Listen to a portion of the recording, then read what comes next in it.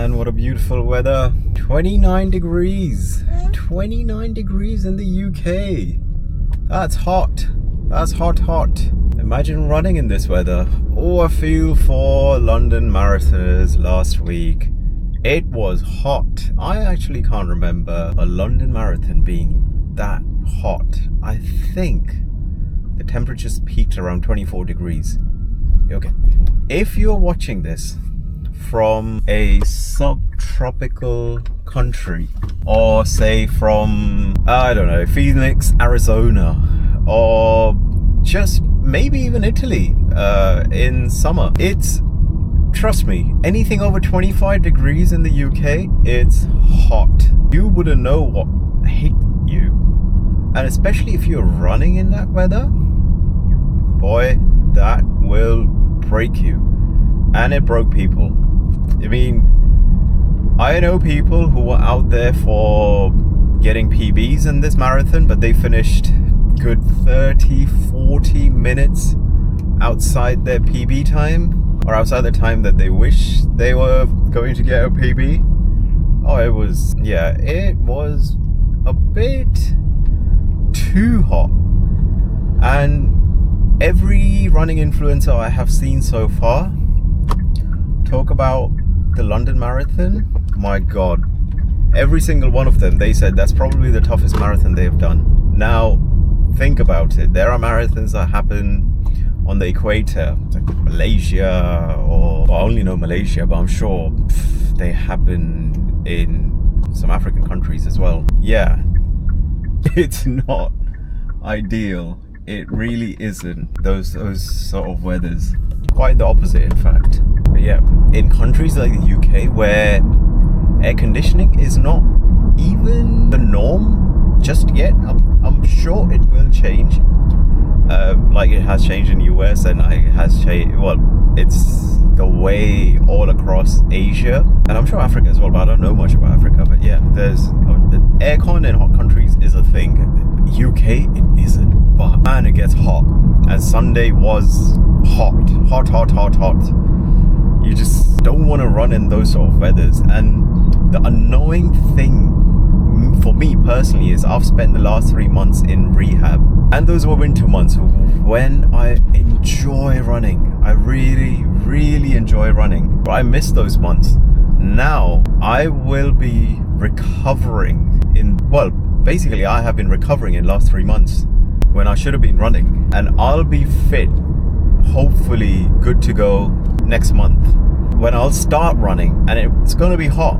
So yeah, this year has just been a bit strange really, but yeah, I'm looking forward to starting running. Going back to London Marathon, I think the first male finisher finishing 2:02 could have been 2:01 or even less, considering how hot it was, and he still managed to do that. But the most impressive person, I think, was Alex Yee.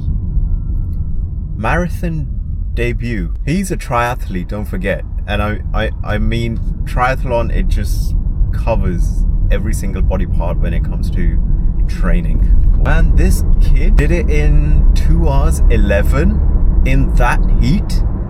And he trains in the UK. I'm sure he does hot weather training as well, warm weather training, or lab conditioning, where they put the oxygen up and down, get the weather based on hot countries. But 2:11 in your first marathon?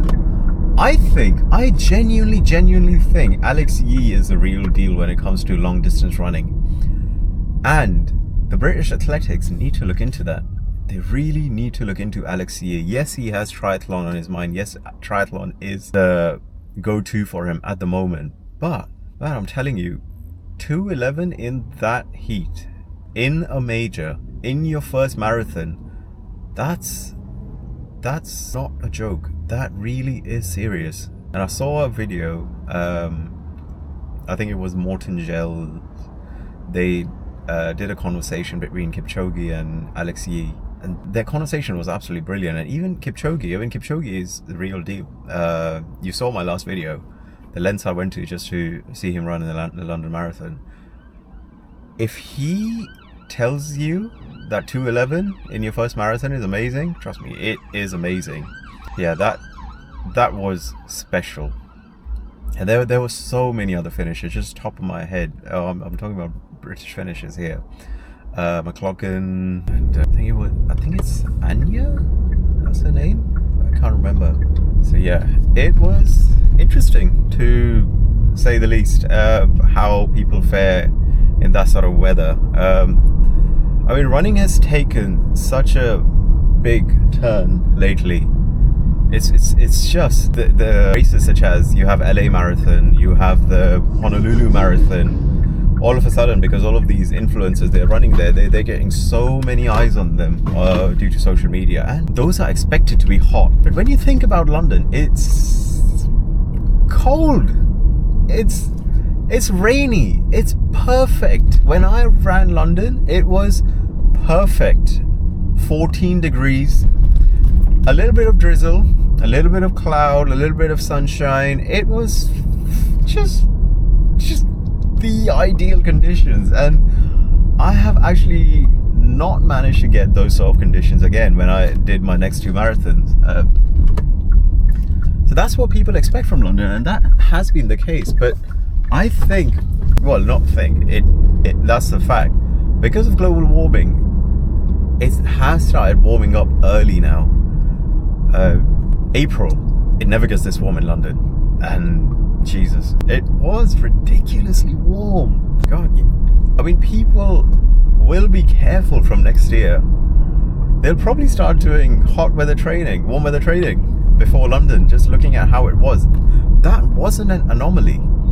3 years ago, I did, it's considered to be the biggest half marathon in the world. I'm not sure if it's based on people that come out to see you, the participants, I'm not sure. It's the Great North Run in Newcastle. That is the hottest race I've ever done. 26 degrees. I think it hit 27 at one point. It was a half marathon, so people obviously go out quicker than they do for marathon. And no word of a lie, 5k in, people were dropping like flies. 5k in, I literally saw 2 guys in front of me, and they went off really quick. They went past me, and I thought, okay, that's fast. At 5k, they are struggling. One of them was gone. One of them pretty much hit his head on the railing and just fell. Yeah, it wasn't ideal, man. It was, trust me, it was hot when I say it. Yeah, hot weather training is not the one. London Marathon, you were hot this year. I'm glad I didn't run it. I was struggling just spectating it. Yeah, not the one.